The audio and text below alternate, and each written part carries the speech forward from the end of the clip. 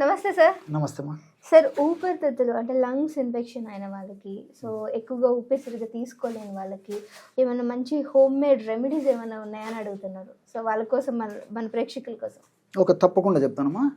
So ఊపిరితిత్తులని శక్తివంతంగా, బలంగా, ఆ యొక్క సమర్థవంతంగా పనిచేసేందుకు మనం ఇప్పుడు చెప్పుకోబోయేటువంటి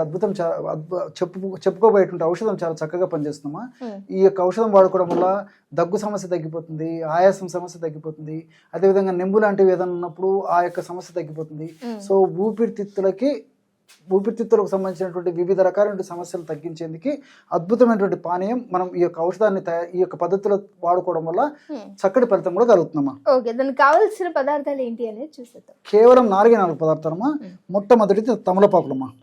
ఈ తమలపాకులు, రెండవది దాల్చిన చెక్క, మూడవది లవంగాలు, 4వది మిరియాలు.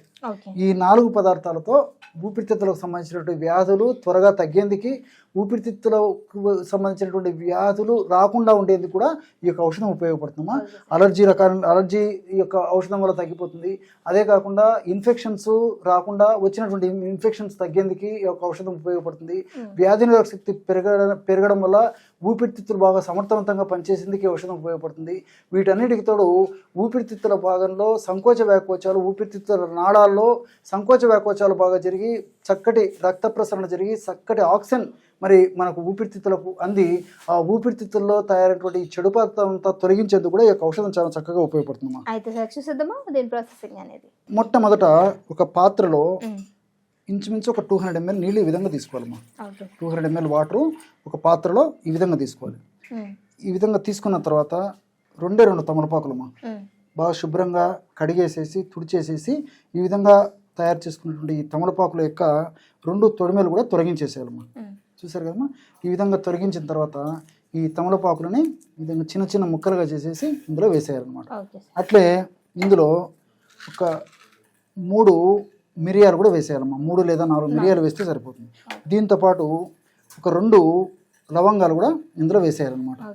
చివరగా కాస్త దాల్చిన చెక్క ముక్క కూడా వేసేయాలమ్మా. ఇంతే, కొద్ది పరిమాణం సరిపోతుందమ్మా. చాలా తీక్షణంగా ఔషధం ఉంటుంది కాబట్టి కషాయము కొద్ది ప్రమాణంలోనే ఈ విధంగా కలిపినా సరిపోతుందమ్మా. సో ఈ పద్ధతిలో ఈ పదార్థాలని బాగా కలిపిన తర్వాత ఒక 200 ml నీళ్ళకు గాను 100 ml నీళ్ళు మాత్రమే మిగిలినట్టు మంట మీద మరిగించేసేయాలమ్మా. సో ఈ విధంగా మరిగించడం వల్ల తమలపాకులో ఉన్నటువంటి రసాయన గుణాలన్నీ కూడా ఈ నీళ్ళలోకి వచ్చేస్తాయి. దీంతో పాటు మరి మిరియాల్లో ఉన్నటువంటి రసాయన గుణాలు, అదేవిధంగా లవంగాల్లో ఉన్నటువంటి రసాయన గుణాలు, దాల్చిన చెక్కలో ఉన్నటువంటి రసాయన గుణాలన్నీ కూడా ఇందులోకి వస్తాయి. కాబట్టి ఊపిరితిత్తులకు సమర్థవంతంగా పనిచేసేటువంటి అద్భుతమైనటువంటి ఔషధం తయారైపోతుంది. అంటే వ్యాధి ఎక్కువగా ఉన్న వాళ్ళు ఎంత పరిమాణంలో తీసుకోవాలి, ఎన్నిసార్లు తీసుకోవాలి? వ్యాధి ఎక్కువగా ఉన్నటువంటి వాళ్ళు ఇప్పుడు మనం చెప్పుకోబోయేటువంటి ఔషధాన్ని 3 పూటలు వాడుకుంటే సరిపోతుందమ్మా. 3 పూటలు ఒకటేసారి ప్రిపేర్ చేసుకుని తీసుకోవచ్చు సార్? పనికిరాదమ్మా. ఇది కూడా తాజాగా తయారు చేసుకున్నప్పుడే రిజల్ట్స్ బాగా ఫాస్ట్ గా సమర్థవంతంగా ఉంటాయమ్మా. కాబట్టి ఎప్పటికప్పుడు తయారు చేసుకోవాలమ్మా. సో 3 పూట్ల తయారు చేసుకోవాలి. ఒక మధ్యస్థంగా సమస్య ఉన్నప్పుడు 2 పూట్ల తయారు చేసుకుని వాడుకుంటే సరిపోతుంది. సమస్య కొద్దిగా ఉంటే 1 పూట వాడినా సరిపోతుంది. కాబట్టి ఈ పద్ధతిలో వాడుకోవాలమ్మా. ఒకవేళ అదే చిన్న పిల్లలకైతే సార్? చాలా మంచి ప్రశ్న అడిగారమ్మా. చిన్న పిల్లలకైతే మరి చిన్న పిల్లల్లో కూడా మరి దగ్గు, జలుబు, తర్వాత ఆయాసం ఇలాంటి సమస్యలు వస్తుంటాయి. కాబట్టి మనం చెప్పుకున్నటువంటి ప్రమాణంలో అంటే ఈ యొక్క ఔషధాలు ఏవైతే మనం చెప్పుకున్నామో ఆ ఔషధాలు 1/4 వరకు కలిపితే సరిపోతుందమ్మా. నీళ్లు కూడా తక్కువ తీసుకోవాలి. అదేవిధంగా 1/4 వరకు నీళ్లు తీసుకోవాలి. 50 ml నీళ్లు తీసుకోవాలి. 50 ml నీళ్ళలో కూడా మనం చెప్పుకున్నటువంటి పదార్థాలు 1/4 వరకే తీసుకుంటే సరిపోతుందమ్మా. ఉదాహరణకి తమలపాకు ఉందమ్మా. తమలపాకు 1/4 2 తమలపాకులు తీసుకున్నాం కదమ్మా. దాంట్లో వచ్చిన తమలపాకు సగం సరిపోతుంది. ఆ విధంగా తీసుకుని కషాయం లాగా తయారు చేసుకుని వాడుకున్నా సరిపోతుంది. తీసుకోవడం వల్ల కూడా ఎలాంటి సైడ్ ఎఫెక్ట్స్ అనేవి ఉండవమ్మా.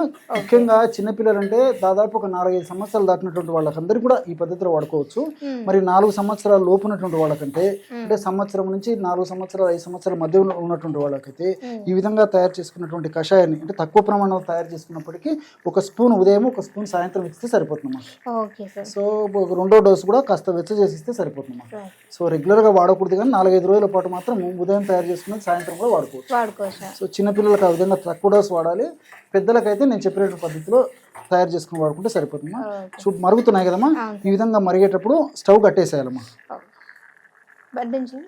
తీసేయండి అమ్మా, స్టవ్ కట్టేసేయండి. స్టవ్ కట్టేసిన తర్వాత ఈ పదార్థము కొంచెం కాస్త చల్లబడాలి. చల్లబడిన తర్వాత గోరువెచ్చగా అయిన తర్వాత అంటే పొగలన్నీ తగ్గిన తర్వాత దీన్ని వడగట్టేసేయాలమ్మా. సో భరించగలిగిన గోరువెచ్చగా ఉంది. ఎగ్జాక్ట్లీ అమ్మా. కొంచెం అంటే ఎక్కువ కాలుతుంది కాబట్టి పొగలు వస్తున్నాయి కాబట్టి కొంచెం గోరువెచ్చగా ఉన్నప్పుడు వడగట్టుకుంటే ఇంకా బాగుంటుందమ్మా, ఇబ్బంది ఉండదు.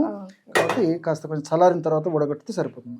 చూడండి అమ్మా, బ్రహ్మాండమైనటువంటి ఒక పానీయం తయారైపోయింది అన్నమాట. సో నేను చెప్పినటువంటి పద్ధతిలో మరి ఇంచుమించు సమస్తమైనటువంటి ఊపిరితిత్తుల వ్యాధులకి రామబాణంలో పనిచేసేటువంటి దివ్యమైనటువంటి ఔషధం ఈ ఔషధం. ఎస్, సో చూసారు కదా, చాలా చక్కటి అండ్ ఊపిరితిత్తులు అంటే లంగ్ ఇన్ఫెక్షన్స్ ఉన్న ప్రతి ఒక్కరు కూడా మన న్యాచురల్ పద్ధతిలో ఒక మంచి రెమెడీ అనమాట.